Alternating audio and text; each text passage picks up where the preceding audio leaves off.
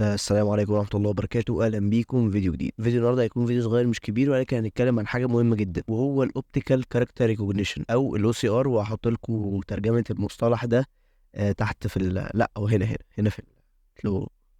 طيب، ما هو ال OCR أو ال Optical Character Recognition؟ الموضوع كله في التعرف على التكست. الموضوع كله في التعرف على الكتابة اللي مكتوبة في أيا كان الشيء، سواء صورة أو ملف PDF. قد بتلاحظ إن أنت عندك مثلا ملف PDF فيه كلام كتير جدا، أنت محتاج إن أنت تاخده كوبي وتحطه بيست في حتة ما، ولكن أنت مش عارف بتسلكت الكلام أصلا مقفول له أوبشن الكوبي، أو بمعنى أصح مفيش سelection أصلا للكلام. يعني الماوس أو الكرسر بتاع الكمبيوتر بتاعك مش قادر إن هو يديفاين ان ده كلام، مش قادر يتعرف ان اللي مكتوب ده كلام وانت المفروض تسلكته. وده لان الملف بتاعك مش OCR، ده يعني مش متعرف عليه او مش متعرف على الكاركترز او الحروف اللي مكتوبه جواه. يعني انت دلوقتي في الموبايلات حاليا بقى عندك اوبشن ان انت تقدر تكوبي كلام من صوره. زمان الموضوع ده ما كانش موجود، ان الموبايل بتاعك يتعرف على الكتابه اللي موجوده في الصوره وتقدر ان انت تاخدها كوبي بيست. ده ما كانش موجود، وده بسبب اضافه ميزه الاوبتيكال كاركتر ريكوجنيشن. مثال اخر برضو من الموبايل بتاعك، لما بتيجي تصور ساعات احيانا اثناء عمليه التصوير الموبايل بيقرا ان في كتابه مكتوبه وانت تقدر تاخدها كوبي على طول، مش لازم حتى تصور الصوره. وده برضو بسبب الاو سي ار، واللي هو محطوط هنا في الحاله دي لايف وقتها كده، وبيلقط الكلام في وقتها وتقدر تاخده كوبي بيست على طول. وغيرها طبعا من حاجات كتير جدا اللي بتستخدم ميزه الاو سي ار دي. بس نرجع بقى للملف PDF بتاعنا اللي جواه الكلام اللي مكتوب اللي احنا مش عارفين ناخده كوبي بيست.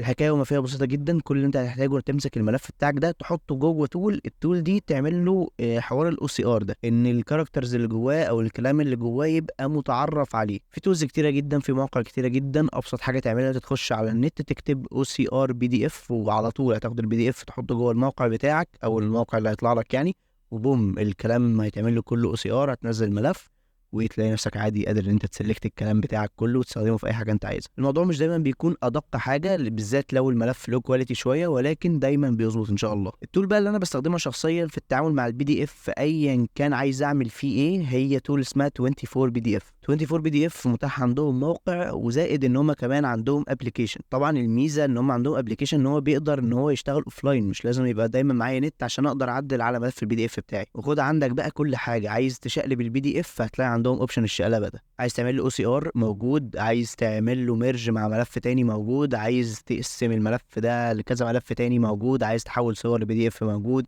عايز تحول من ملف وورد PDF، ومن PDF الوورد، وعايز تحول من اكسل للوورد، فاهم انت الحاجات دي كلها موجوده عندهم. هي حرفيا اداه واحده فيها كل حاجه تخص PDF. لكن اللي احنا حابين نركز عليه النهارده هو فكره الاو سي ار.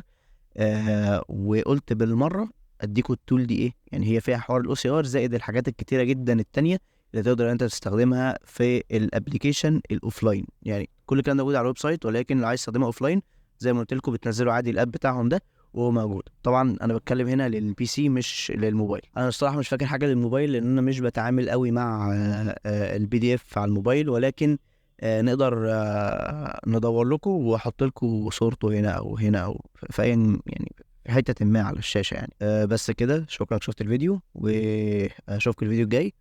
اشربوا ميه، والسلام عليكم ورحمه الله وبركاته.